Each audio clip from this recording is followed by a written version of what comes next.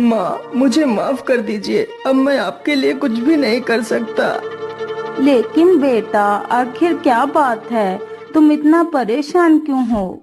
फिर मोहन सारी कहानी अपनी माता को सुनाता है। अब आप ही बताइए माँ, मैं क्या करूँ, कहाँ काम करूँ, किसके सामने हाथ फैलाऊं? बेटा, तुम परेशान मत हो। हम लोग आज पानी पीकर ही सो जाएंगे। वैसे भी मुझे तो भूख नहीं लगी है। और बेटा, तुम हार मत मानो। तुम कल फिर से सेठ के पास जाना। हो सकता है सेठ तुम्हें काम पर रख ले।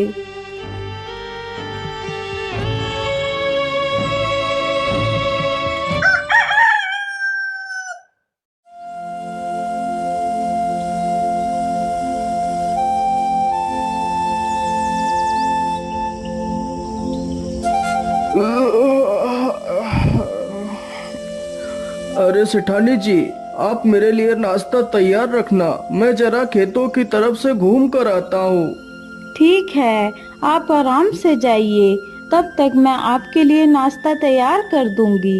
इतना सुनकर सेठ वहाँ से चल पड़ता है। तभी देखता है कि मोहन उसके घर के बाहर ही खड़ा है। अरे मोहन, तू इतनी सुबह सुबह यहाँ क्या कर रहा है? मालिक, मैं आपके पास ही आया था। यदि मुझसे कोई भूल हो गई हो तो उसे क्षमा कर दीजिए मालिक, लेकिन मुझे काम पर रख लीजिए। अरे मोहन, तू तो कितना बेशर्म है।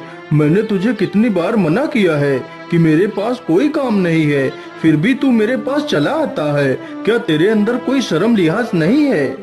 मालिक, मुझे शर्म तो आती है, लेकिन जब मैं अपने बूढ़े माता पिता को पानी पीकर सोता हुआ देखता हूँ तो मुझे यह अपमान कुछ भी नहीं लगता। लेकिन मैं तुझे कोई काम नहीं दे सकता। चल भाग यहाँ से। इसी प्रकार कई दिन गुजर जाते हैं। सेठ मोहन को भला बुरा कहकर भगा देता है।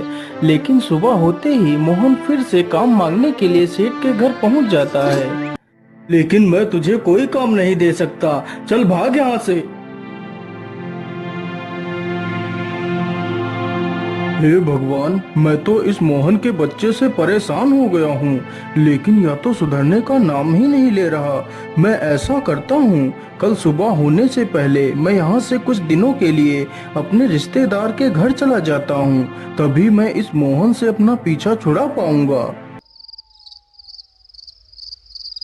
सुबह होने से पहले सेठ और उसकी पत्नी बैलगाड़ी में बैठकर वहां से चले जाते हैं।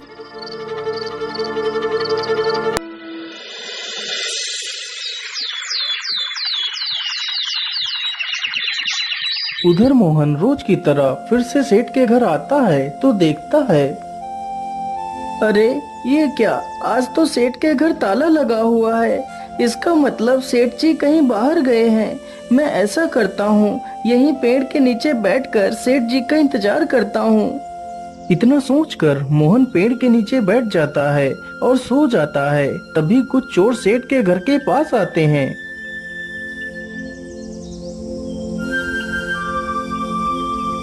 अरे लल्लन, आज तो यह दुष्ट सेठ है भी नहीं। आज अच्छा मौका है। चलो आज इस सेठ की सारी तिजोरी खाली कर देते हैं। चोर जल्दी से एक पत्थर उठाता है और ताले को तोड़ने लगता है।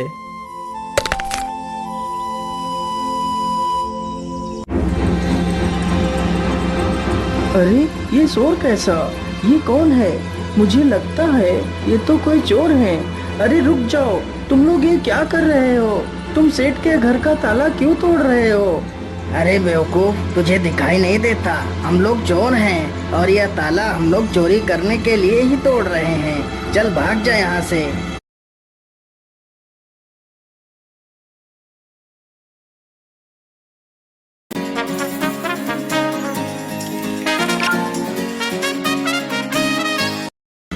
अरे नहीं नहीं, मेरे रहते हुए मैं तुम लोगों को चोरी नहीं करने दूंगा।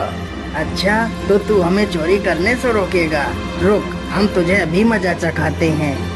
इतना कहकर सारे चोर बेचारे मोहन पर टूट पड़ते हैं। चोर चोर, कोई मुझे बचाओ, नहीं तो मुझे यह चोर मार डालेंगे।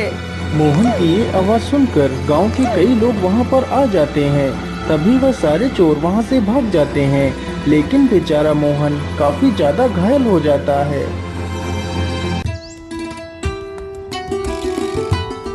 अरे सेठानी जी, अब तो हमें यहाँ पर कई दिन गुजर चुके हैं। चलो अब हमें घर वापस चलना चाहिए।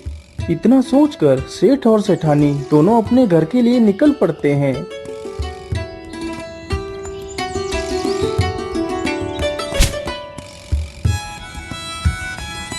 अरे वाह, जैसा मैंने सोचा था बिल्कुल वैसा ही हुआ। अब तो मोहन से मेरा पीछा छूट गया। लेकिन ऐसा कैसे हो सकता है? मोहन आज भी नहीं आया। मोहन इतनी जल्दी हार मानने वालों में से नहीं है। फिर वह आया क्यों नहीं? कहीं वह किसी मुसीबत में तो नहीं पड़ गया? चलो चलकर देखता हूँ। इतना सोचकर सेठ गांव की तरफ निकल जाता है। अरे मदन भाई, मोहन कहीं दिखाई नहीं दे रहा। वह कहाँ गया है? अरे सेठ जी, मैं तुम्हें क्या बताऊं, आप तो बर्बाद होने से बाल बाल बच गए। क्या मतलब? मैं कुछ समझा नहीं। तुम क्या कहना चाहते हो? फिर मदन सारी कहानी सेठ को सुनाता है। ये सुनकर सेठ के पैरों तले जमीन खिसक जाती है। सेठ जी, मोहन बहुत नेक दिल इंसान है। उसने आज तक किसी का बुरा नहीं किया है। कृपा कर आप उसे अपने पास रख लीजिए। नहीं मदन, मुझसे बहुत बड़ी गलती हो गई है। मुझे जल्दी से मोहन के घर ले चलो। सेठ जैसे ही मोहन के घर पहुंचता है तो देखता है मोहन घायल अवस्था में चारपाई पर पड़ा है। मोहन, मुझे माफ कर दो। मैंने तुम्हें बहुत तकलीफ दी।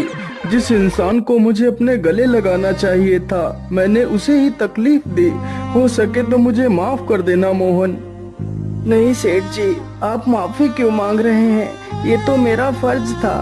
मोहन, तुम कल से मेरे पास आ जाना। मैं तुम्हें अपना विशेष अधिकारी बनाऊंगा। फिर सेठ तुरंत ही मोहन की माँ को 500 रुपए दे देता है और अगले ही दिन से सेठ मोहन को अपना विशेष अधिकारी बना लेता है।